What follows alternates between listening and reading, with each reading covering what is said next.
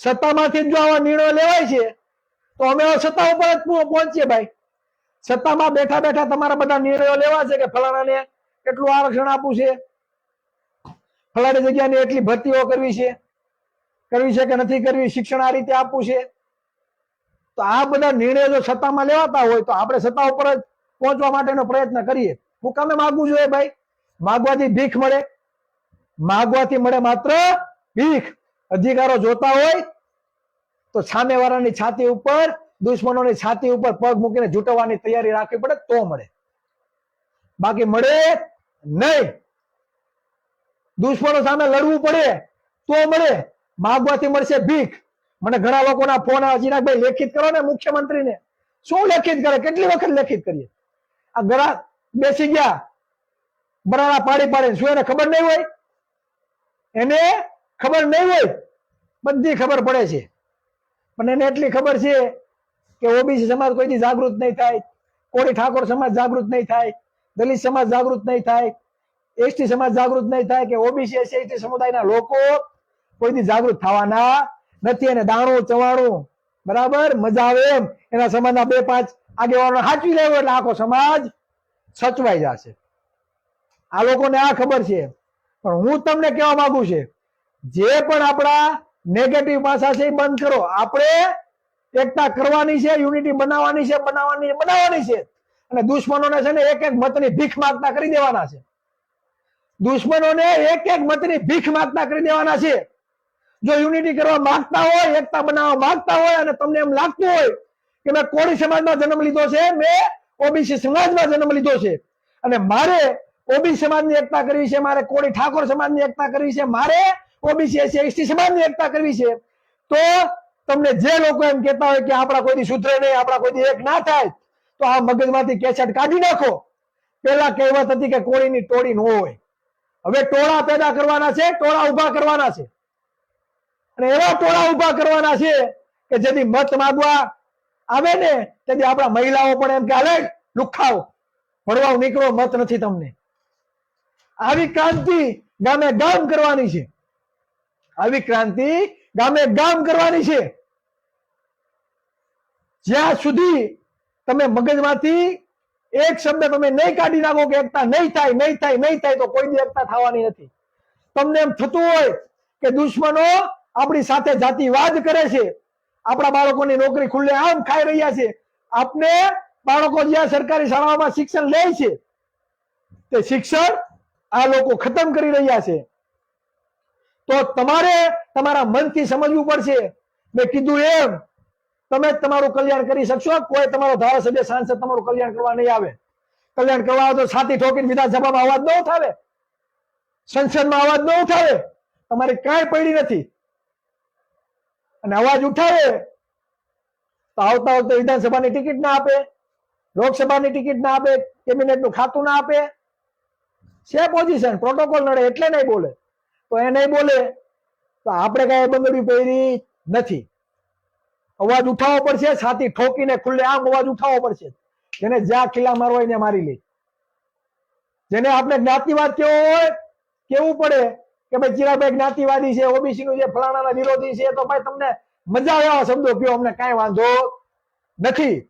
પણ અમારા સમાજના હક અધિકારો છીનવાય છે તો તેના માટે બોલશું. તેના માટે જે પણ કરવું પડશે એ કરશું. જેલમાં જવું પડશે પણ તો પણ જશું, બરાબર. માથું દેવું પડશે તો પણ આપશું. પણ આ સમાજની એકતા બનાવવાની છે.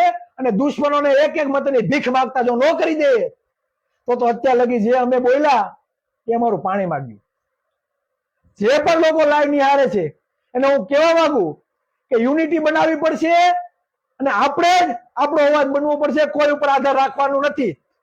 માત્ર ને માત્ર તમે જે વિસ્તારમાં રહ્યો છો, તમે તમારા ગામમાં રહ્યો છો, તમે જે તાલુકામાં રહ્યો છો, તમે જે જિલ્લામાં રહ્યો છે, તમે માત્ર તમારા ગામની જવાબદારી તમે નિભાવો. તમારા ગામમાં કોળી સમાજના 200 ઘર છે, તમારા ગામમાં ઓબીસી સમાજના બીજા 50 ઘર છે. તમે તમારા ગામમાં ઘર સુધી, તમારા ગામના ઓબીસી એસસી સમુદાયના પરિવારોના ઘર સુધી તમે જો વાસ્તવિક રીતે તમારી વાત પહોંચતા તમે થઈ ગયા તો હું તમને એમ કહું છું, દુશ્મનો એક એક મતની ભીખ માંગતા થઈ જશે. કેમ ના થાય? આપણા માટે, આપણાથી કેમ ના થાય? ના થાય એ શબ્દ આપણી ડિક્શનરીમાં હોવો જોઈએ નહીં. કાલે યુવા કોડ એકતા સંગઠનની જે ગુજરાતના ટ્રસ્ટીઓ છે તેની સુરત ખાતે મેં મીટિંગ બોલાવવામાં આવી હતી અને તેમાં ઘણા પાસા ઉપર અમે ચર્ચા કરી હતી. ઘણું બધું લિસ્ટ બનાવ્યું છે કે આગળ શું કરવાનું છે. હાલ અમારી પાસે 20,000 થી પણ ઉપર જે લોકોએ અમને સામેથી કોન્ટેક્ટ કર્યો છે, અમારે જોડાવું છે, તેનું લિસ્ટ અમારી પાસે ઓલરેડી પડેલું છે. તેનો કોન્ટેક્ટ કરવામાં આવશે. પેલા એવું હતું કે અમારી પાસે લિસ્ટ આવ્યું પણ અમે એ લોકો સુધી પહોંચી શક્યા નથી. શા માટે નથી પહોંચી શક્યા? કેમ કે અમે પણ કામ ધંધા સાથે જોડાયેલા વ્યક્તિઓ છે. અમારી પાસે પણ ટાઈમ સમયની અભાવ છે. પણ અમે વિચાર્યું છે કે આને પહોંચી વળવા માટે શું કરવું.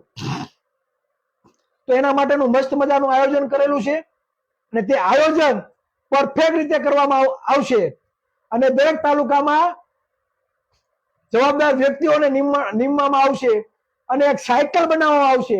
ગામે ગામ દરેક લોકો સુધી પહોંચીએ તેવો પ્રયત્ન કરવામાં આવશે. અને જ્યાં સુધી વાસ્તવિકતા ઘર ઘર સુધી નહીં પહોંચે ત્યાં સુધી કાંઈ પરિવર્તન નથી આવવાનું. સમાજમાં જે મજૂરી કામ કરે છે એને ખબર પડવી જોઈએ કે વર્ષનો હું એક વ્યક્તિ દીઠ 25 થી 70,000 રૂપિયા હું ટેક્સ ચૂકું છું આ સરકારને. પણ આપણે આપવામાં શું આવે છે?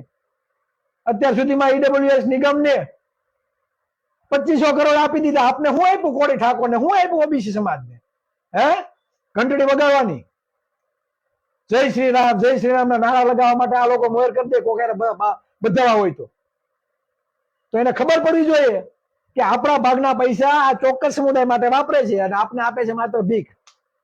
આપને શું આપે? માત્ર ભીખ.